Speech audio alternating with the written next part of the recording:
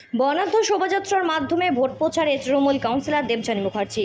হাতে মাত্র আর কটা দিন, রাজ্যের শেষ দফার নির্বাচন, একেবারে 1 জুন দমদম লোকসভা কেন্দ্রের নির্বাচন।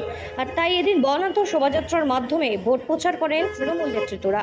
কামাহাটি পৌরসভার 35 নম্বর ওয়ার্ডের অন্তর্গত বিভিন্ন এলাকা ঘুরে ঘুরে হয় এই দিনের এই মিছিল। দমদম লোকসভা কেন্দ্রের তৃণমূল প্রার্থী সৌগত রায়ের সমর্থনে ওয়ার্ডের কাউন্সিলর দেবযানী মুখার্জির তত্ত্বাবধানে এদিন রাইফেল রেঞ্জ রোড থেকেই শুরু হয় যতীন দাস নগরে বিভিন্ন এলাকা ঘুরে ঘুরে এই দিনের এই ভোট প্রচারের মিছিল।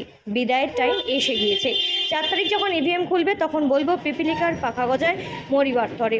নরেন্দ্র মোদীর দুঃস্বপ্নের নাম হলো মমতা বন্দ্যোপাধ্যায়। এদিন মিছিল শেষে সাংবাদিকদের মুখোমুখি হয়ে এমনটাই প্রতিক্রিয়া কামাহাটি পৌরসভা 35 নম্বর ওয়ার্ডের কাউন্সিলর দেবযানী মুখার্জির। কয়েকশো কর্মী সমর্থকদের নিয়ে এই দিনের এই মিছিল সম্পন্ন হয়। ঢাকের তালে মাদলের বলে বক্স বাজিয়ে নাচের তালে গোটা শোভাযাত্রা সাজিয়ে তোলা হয়। আমরা এসব নিয়ে ভাবি না। আমরা প্রতিদিন মানুষের সাথে যোগাযোগ রেখে কাজ করি, মানুষের কাজ করি। আমরা তো ভোট পাখি না যে উড়ে উড়ে আসবো, ভোটের পরে চলে যাবো। আমরা 365 দিন 400 পার। আমার যতদূর মনে হয় যে পেট্রোলের দামের কথা বলছে। তোমরা তো জানো 400 পার কী কী পার হতে পারে। এই আগামী দিন 400 পার করে দেবা ওদের পক্ষে সম্ভব। ওই 400 পারটা পেট্রোলের দামের কথা বলছে, আর কিছু না। নির্ণয় হয়ে গেছে আমাদের লাস্ট ইলেকশন 1 তারিখ। 4 তারিখ যখন ইভিএম খুলবে বিদায়ের টাইম হয়ে গেছে। শুধু বলবো পিপিলিকার পাকা গজায় মরিবার তরে।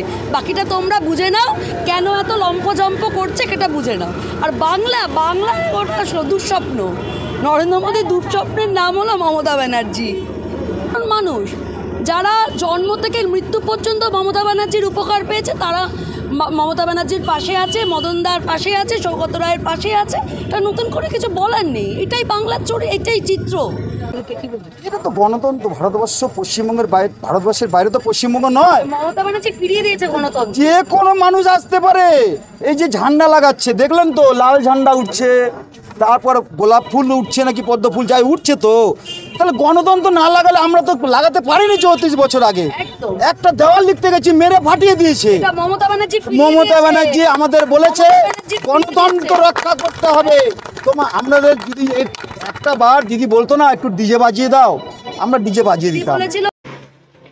বেলঘরিয়া থেকে ক্যামেরায় পার্থপ্রতিম হালদারের সাথে সেঞ্চুরি পোদ্দারের রিপোর্ট, সঠিক বার্তা।